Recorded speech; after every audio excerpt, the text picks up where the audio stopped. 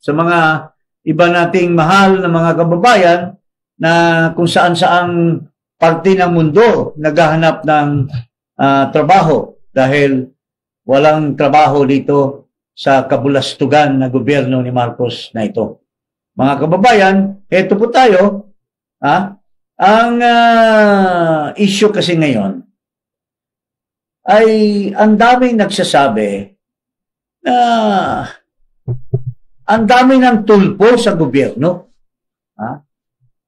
Dati na, mayroong isang tulpo na pinagbigyan ni Duterte, maski walang kakayahan, dahil lang manunulat sa dyaryo, pinagbigyan, ginawang ambasador sa China, pero inaaway yung mga tauhan ni Duterte, lalo na yung executive secretary, binastos nitong kumag na ito, kaya nasipa. Mayroon din siyang kapatid na sipa din sa Department of Tourism dahil sa mga katiwalian din, no?